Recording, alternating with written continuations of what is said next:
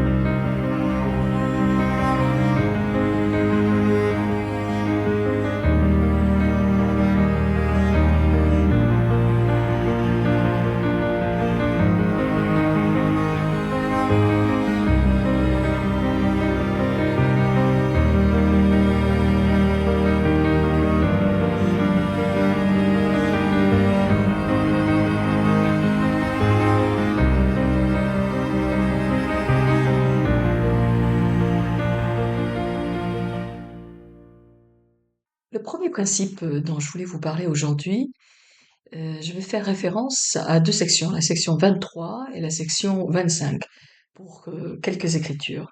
Dans la section 23, les versets 2 à 6. Alors cette section est très intéressante parce qu'elle arrive au moment où les persécutions sont en train de s'accroître, disons, contre l'Église, et quelques frères se demandent finalement comment est-ce qu'ils peuvent aider la cause, comment est-ce qu'ils peuvent servir mieux et plus dans l'Église. Et la section 23 s'adresse à eux.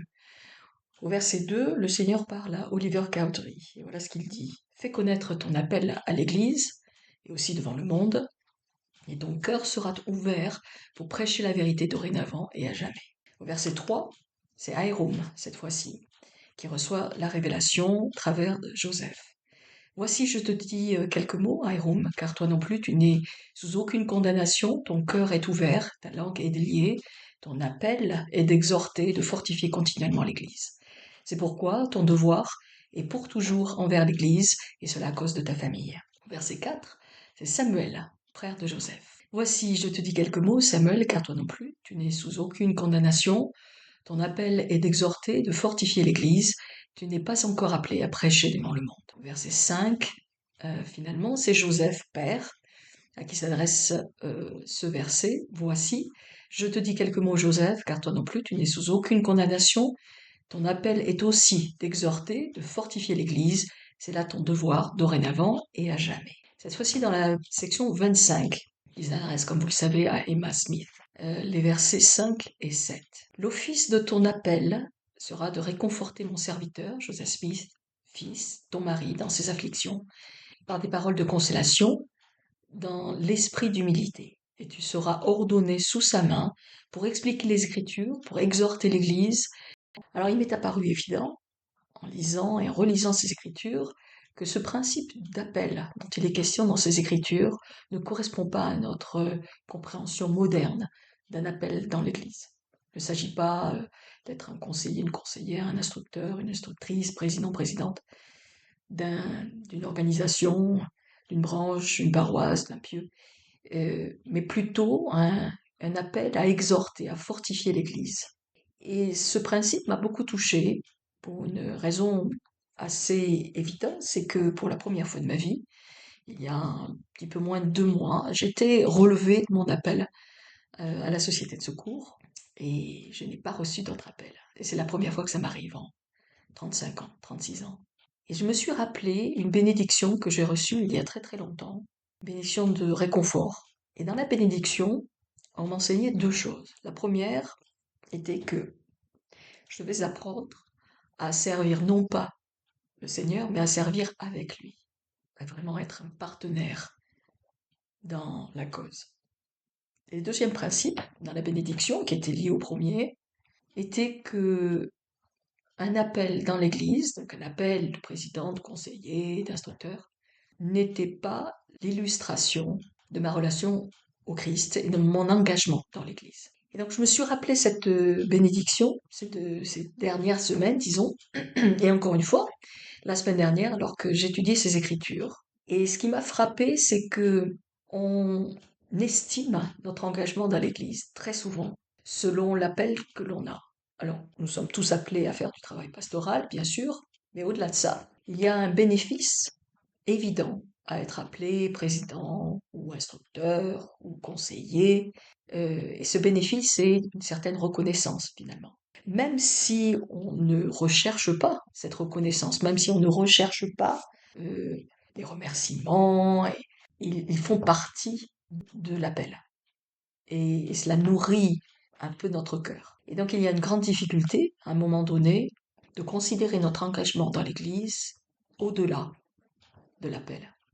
D'ailleurs, quand on rencontre quelqu'un qui est membre de l'Église aussi, très rapidement, on se demande mutuellement où l'on sert.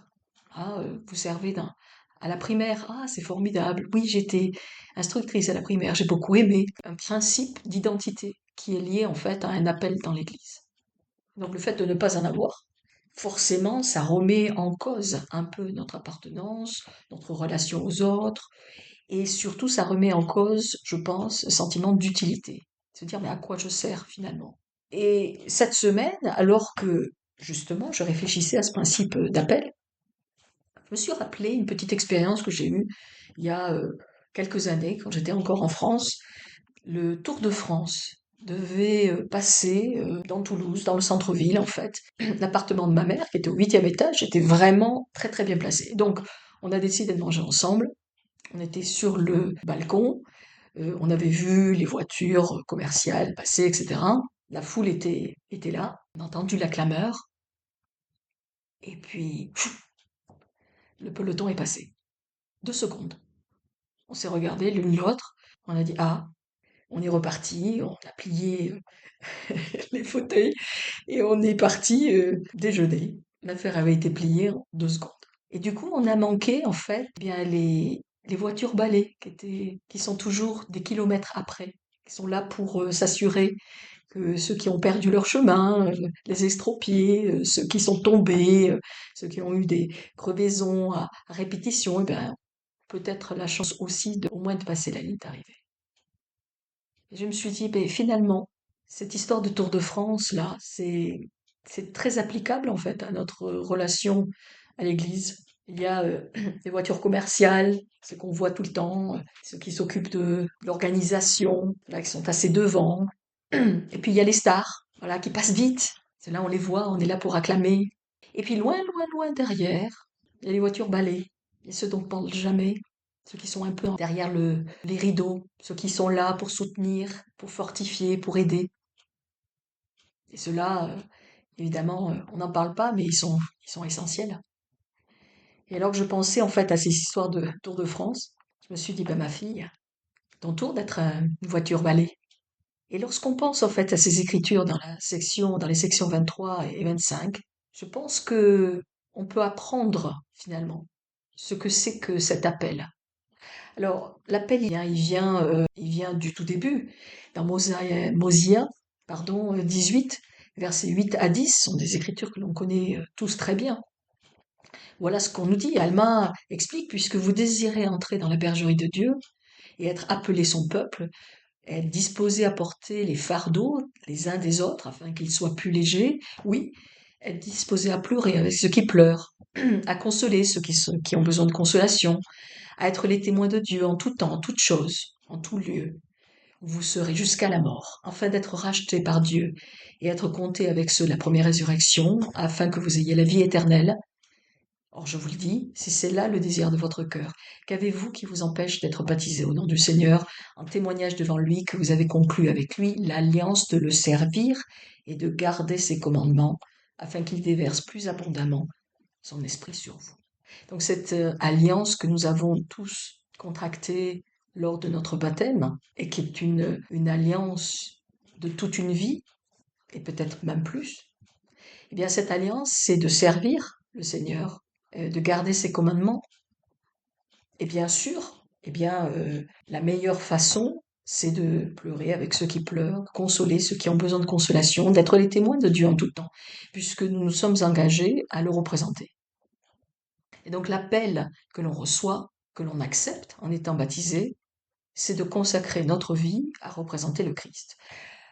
Que l'on ait une occasion de servir de manière temporaire à la primaire ou avec les jeunes gens, ça n'a pas d'importance. Ce ne sont que des occasions temporaires de développer nos talents et de les mettre au service de nos frères et sœurs. Mais l'appel principal du disciple, c'est de pleurer avec ceux qui pleurent, c'est de consoler ceux qui ont besoin de consolation, c'est d'être les témoins de Dieu en tout temps, en toute chose, en tout lieu. Voilà l'appel dont il est question. George Albert Smith, en avril 1942, a déclaré: Votre premier devoir, et s'adressait en fait aux frères de la prêtrise, mais c'est applicable aux sœurs aussi. Votre premier devoir est d'apprendre la volonté du Seigneur. Et par le pouvoir et la force de votre sainte prêtrise, de magnifier votre appel en présence de vos semblables, afin qu'ils vous suivent de bon cœur.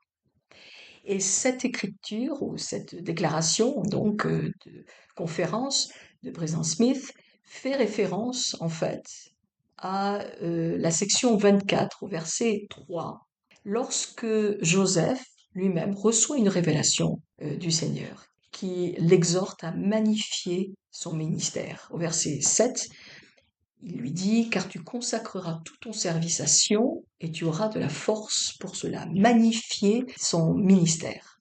Alors magnifier, c'est un mot intéressant, ça vient du latin. Magnus facere, ça veut dire rendre grand. Et tel qu'on comprend aujourd'hui le mot magnifier, cela voudrait dire conférer de l'importance, ça voudrait dire rendre honorable, ça voudrait dire faire grandir. Et donc l'idée, c'est cet appel que j'ai reçu du Christ lorsque j'étais baptisé, de le représenter en tout temps et en tout lieu. Est-ce que mes actions rendent cet appel honorable? Est-ce que je rends l'honneur au Christ? Est-ce que je confère à cet appel de l'importance? Est-ce que c'est quelque chose auquel je réfléchis, je pense souvent? Est-ce que je le fais grandir? Et quelles que soient les occasions, finalement, encore une fois, que ce soit des occasions d'appel officiel dans l'Église, ou que ce soit tous les jours, dans mon rôle de disciple du Christ, est-ce que je fais grandir la cause du Christ? Donc finalement, ce principe d'appel, c'est vraiment l'appel à être une force de bien dans le monde. C'est représenter le Christ tous les jours, en tout lieu. Si on m'appelle servir les tout petits à la primaire, eh bien, je le ferai. Si on m'appelle à m'occuper de quelques sœurs, mon service pastoral, eh bien, je le fais. Si on m'appelle à servir dans une organisation, que ce soit au niveau du pieu, au niveau de la paroisse, de la branche, eh bien je le fais. Si le Seigneur m'appelle à servir une mission, je partirai. C'est ce principe d'engagement que l'on prend lorsqu'on est baptisé à représenter le Seigneur. C'est ça l'appel dont il est question, avec un A majuscule. Et tout le reste, finalement, eh bien, ce ne sont que des occasions de mettre en pratique cet appel que l'on a reçu du disciple du Christ, être une force de bien dans le monde. Il y a quelques années, j'étais dans un ascenseur, c'est un immeuble assez haut, hein, donc la descente a duré un peu. Donc j'étais dans l'ascenseur, j'étais toute seule, et à l'étage en dessous, eh bien, en fait, une femme est rentrée dans l'ascenseur, elle était au téléphone, et elle avait l'air très agitée. Et j'ai ressenti le besoin de prier pour elle. Et ce qui est extraordinaire, c'est que alors que je priais, dans la descente qui a duré, je ne sais pas, peut-être 10 secondes, j'ai vu son visage changer. J'ai vu la paix qui est entrée dans son cœur. J'ai vu en fait euh, qu'elle était consolée par l'esprit, peut-être par un ange aussi. Je l'ai vu. Sa posture a changé. Elle a arrêté de pleurer. Elle a un peu soupiré, puis elle a dit oui, c'est vrai. Non, mais ça ira. Ces paroles, tout a révélé en fait le fait qu'elle venait d'être consolée par l'esprit. Et je suis très reconnaissante d'avoir eu cette expérience parce que l'esprit m'a montré en direct l'effet d'une prière honnête et d'une prière juste, l'effet que cela peut avoir sur un cœur qui est dans la peine. Et j'ai vu à quel point nous pouvons être une force de bien dans le monde. En priant, en passant, dans la rue, si l'on voit quelqu'un qui est accablé, de prier pour cette personne, alors qu'on marche dans la rue, ou si l'on est dans le bus, ou si l'on est dans la voiture, de prier pour les gens en direct et de voir l'esprit agir, guérir, réconforter en direct le cœur de ces personnes pour lesquelles on a prié, des personnes que l'on ne connaît pas, mais parce que c'est l'engagement qu'on a pris, des représentants du Christ, tous les jours, en tout lieu, dans le monde. Et cette expérience dans l'ascenseur qui a duré peut-être 20 secondes, 25 secondes, je sais pas, peut-être un peu plus, m'a beaucoup frappée parce que cela m'a ouvert les yeux sur la force de la prière juste, la force de l'intention juste. Donc ce principe d'appel dont on nous parle dans les doctrines alliances, et particulièrement dans ces premiers chapitres où finalement l'Église vient d'être organisée, où les appels n'existent pas et certainement pas comme on les comprend aujourd'hui. Eh bien, ce principe d'appel trouve un écho très fort aujourd'hui dans notre vie de membres de l'Église, dans ce monde très, très agité, proie à l'adversaire. Nous pouvons réellement, de manière très simple, par la prière, par notre intention de faire le bien, nous pouvons représenter le Christ et être une force de bien dans le monde. Le deuxième principe dont je voulais vous parler aujourd'hui est celui de l'homme du déchu, de l'homme naturel. Dans la section 20, au verset 18, le Seigneur explique qu'il a créé l'homme, homme et femme, qu'il les a créés à son image, selon sa ressemblance. Alors cette section 20, elle est très intéressante. C'est une section qui a été reçue par Joseph entre 1829 et 1830. On n'est pas totalement sûr de quand elle a été reçue. Elle a été mise par écrit aux alentours du 6 avril 1830, lorsque l'Église a été rétablie. Et cette section, en fait, a pour but d'identifier les lois et les doctrines qui vont servir de fondation à l'Église du Christ. Le Seigneur explique également le besoin de l'expiation et le rôle de la prêtrise. Et donc, ces lois, ces doctrines, l'expiation, la prêtrise, tout cela va servir en fait de fondation à l'Église rétablie. Alors ce verset 18, donc, qui nous parle de la création de l'homme et de la femme à l'image de Dieu, fait référence bien sûr au chapitre 2 de Genèse, lorsqu'on nous dit «L'Éternel Dieu forma l'homme de la poussière de la terre, il insuffla dans ses narines un souffle de vie, et l'homme devint une âme vivante.»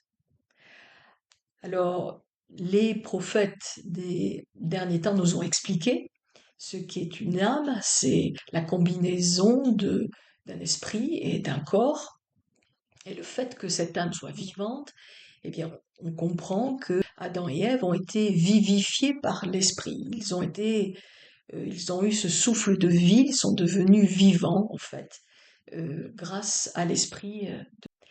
Dans le verset 19 de cette section 20, euh, voilà ce que l'on lit. Il leur donna le commandement, donc Dieu donna à Adam et Ève le commandement de l'aimer et de le servir, lui, le seul Dieu, vrai et vivant, et de l'adorer, lui seul. Donc le commandement qui a été reçu par l'humanité dès la création, c'est le commandement d'aimer et de servir Dieu. Au verset 20, on nous explique, mais en transgressant ces saintes lois, l'homme devint sensuel et diabolique. Il devint un homme déchu.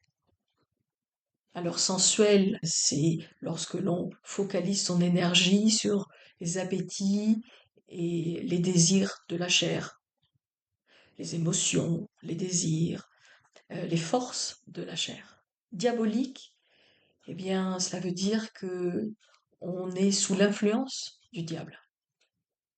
Et donc c'est trois écritures dans Doctrine et Alliance 20 nous expliquent ce qui s'est passé au tout début de l'histoire de l'humanité. L'homme et la femme étaient des âmes vivantes, vivifiées par l'esprit, avec un commandement, le commandement d'aimer Dieu et de le servir, mais ils ont transgressé ces lois et l'humanité est devenue sensuelle et diabolique, c'est-à-dire déchue. C'est-à-dire que l'humanité s'est laissée influencer par les appétits, les passions de la chair. Dans Mosia, au chapitre 16, verset 5, voilà ce que l'on lit. Souvenez-vous que celui qui persiste dans sa nature charnelle et continue dans les voies du péché et de la rébellion contre Dieu reste dans son état déchu. Et le diable a tout pouvoir sur lui. C'est pourquoi il est comme si aucune rédemption n'avait été faite. Donc nous sommes nés dans un état déchu de par les événements dans le jardin d'Éden, mais beaucoup d'hommes et de femmes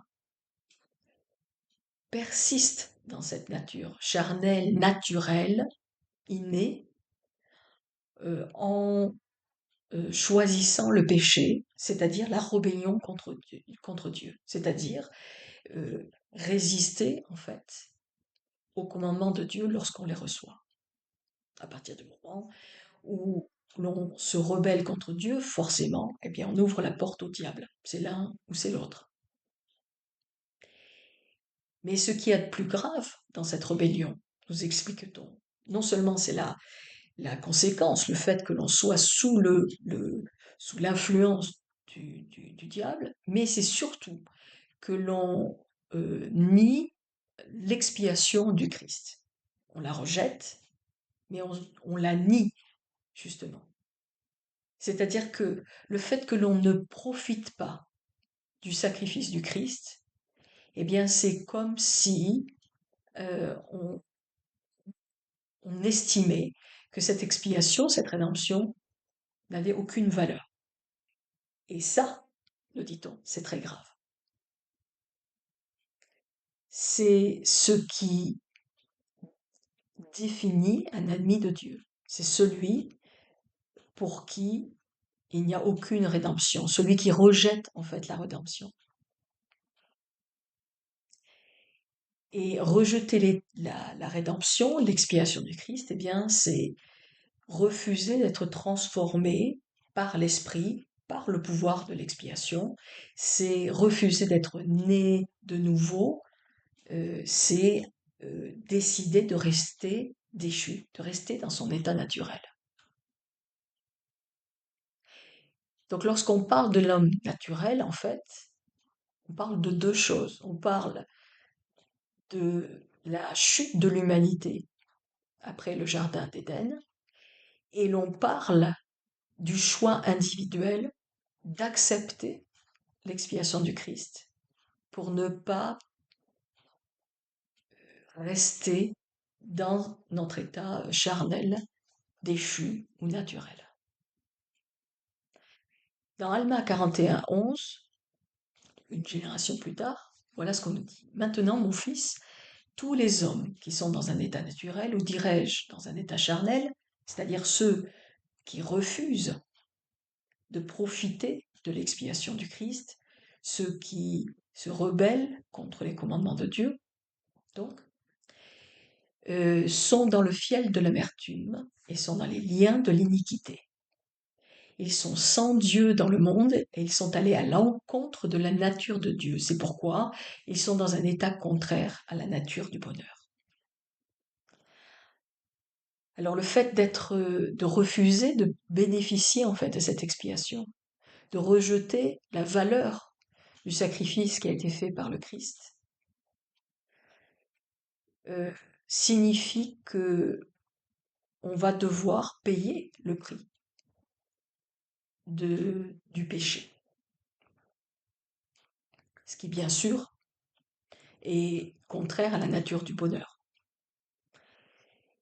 Mais ce qui est intéressant dans cette écriture, je trouve, c'est que en choisissant de se détourner de Dieu, eh bien, on va à l'encontre de la nature de Dieu. Parce que la nature de Dieu, c'est la justice, c'est le contrôle de soi, c'est la charité, l'amour parfait, l'amour pur, c'est la miséricorde parfaite. Et le fait de choisir de ne pas suivre les commandements de Dieu, eh bien, on va contre la nature de Dieu. C'est-à-dire que l'on refuse, en fait, que notre nature divine potentielle en devenir, justement, grandisse. On se focalise sur la partie déchue naturelle de notre être. Et on s'oppose, en fait, à notre nature divine. Et on nous dit très bien que tout ce qui est impur ne peut rester dans la présence de Dieu. Forcément, puisque on ne peut pas le supporter. Et comme la nature de Dieu c'est de nous mener au bonheur parfait, eh bien le fait que l'on refuse toutes ces choses-là, on va contre la nature même de Dieu, qui est de nous aider, de nous sauver et de nous permettre de revenir vivre à ses côtés. Le fait aussi que l'on aille contre la nature de Dieu, contre les commandements de Dieu. On nous dit dans ce verset 11 que, eh bien, on est dans le fiel de l'amertume, on est dans les liens d'iniquité. Forcément, si on n'est pas lié à Dieu, on est lié à l'adversaire. Donc il y a une prison qui se crée à l'intérieur de notre cœur, et on le sait, il n'y a pas de vrai bonheur dans l'iniquité, c'est impossible.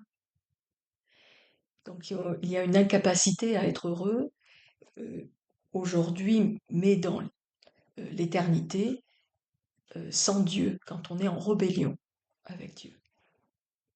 Donc comment peut-on trouver le vrai bonheur? Qu'est-ce que cela signifie aujourd'hui en tant que membre de l'Église du Christ, en tant que disciple du Christ? Le seul moyen, je pense, est d'accepter une transformation graduelle, de grâce en grâce, comme le Christ, nous dit-on, qui a grandi de grâce en grâce, se préparant à son ministère de 3 ans. Alors bien sûr, le Christ était parfait dans l'esprit, mais il a dû accepter les circonstances dans lesquelles il vivait. Il a dû accepter aussi les limitations de son corps, hein, comme chacun de nous. Mais il était parfait dans l'esprit, ce qui n'est pas notre cas. Mais il a dû grandir de grâce en grâce. C'est-à-dire que, eh bien, il a dû se préparer parfaitement à son sacrifice expiatoire, un désir juste à la fois et une faiblesse vaincue à la fois, comme on doit le faire. C'est-à-dire qu'on devient un saint, finalement, on dépasse notre état déchu grâce à l'expiation du Christ, en étant enseigné par le Christ lui-même, euh, une décision à la fois. Ça me fait penser à cet enseignement que l'on donne aux petits. Qu'est-ce que Jésus ferait s'il était là aujourd'hui, s'il était dans cette situation? Qu'est-ce qu'il dirait? Qu'est-ce qu'il ferait? C'est un, c'est un conseil qui est d'une justesse parfaite, parce que nous essayons de devenir comme le Christ.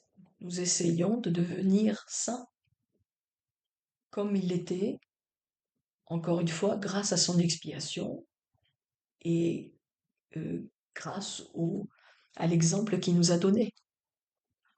Donc écoutez en fait l'esprit qui nous guide au quotidien. Parfois la voix est très très très subtile. Il faut vraiment faire attention, il faut écouter, peut-être faire plus attention encore à ce qui se passe dans notre cœur, à ces mouvements de cœur que l'on peut avoir. Se dire, hein, j'aurais pu faire mieux, j'aurais pu mieux répondre, j'aurais pu mieux réagir. Voilà, une chose à la fois, un désir juste à la fois, une faiblesse vaincue à la fois, grâce par grâce. Et puis, il faut à un moment donné renoncer à son péché favori. Celui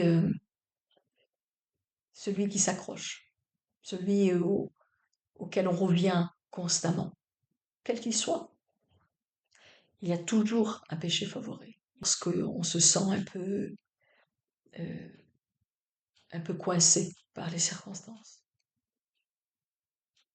Alors cette section 20, elle était essentielle en 1830 parce elle a servi à établir les fondations de l'Église. Et très clairement, le Christ explique que l'Église sera établie sur le principe d'obéissance, sur la croyance en l'expiation du Christ et sur le service, particulièrement le service dans la prêtrise. Et ces trois grandes directions étaient les fondations de l'Église en 1830. Et aujourd'hui, est-ce que ces choses sont aussi importantes? Alors absolument, sans aucun doute. Parce que l'Église, c'est l'Église du Christ, donc les fondations n'ont pas changé, évidemment. Mais considérant les ténèbres qui nous entourent, les guerres, les rumeurs de guerre, les distractions, les tumultes, toutes ces choses-là qui font du bruit, il me semble essentiel en fait de comprendre à quel point eh bien, l'évangile du Christ, c'est un processus de sanctification. C'est un processus pour permettre aux enfants de notre Père céleste de devenir saints à l'image du Christ, un désir juste à la fois. Voilà, c'est ce dont je voulais vous parler aujourd'hui. D'abord de cet appel sacré à servir le Seigneur, à servir nos frères et sœurs, cet appel du disciple du Christ, et aussi de notre nature déchue et de l'état naturel dans lequel on est et qui peut être transformé par le pouvoir expiatoire du Christ grâce à notre obéissance et notre foi en Jésus-Christ. Et comme le disait Brigham Young, il faut bien un homme tout entier pour faire un saint. Voilà, je vous laisse sur cette réflexion. J'espère que ce dont je vous ai parlé aujourd'hui, eh bien, a nourri votre cœur et a enrichi votre étude des Doctrines et Alliances. Je vous souhaite une bonne semaine, une bonne préparation pour Pâques et pour la conférence générale qui vient dans quelques jours. Et on se retrouve dans 2 semaines. À bientôt. Au revoir.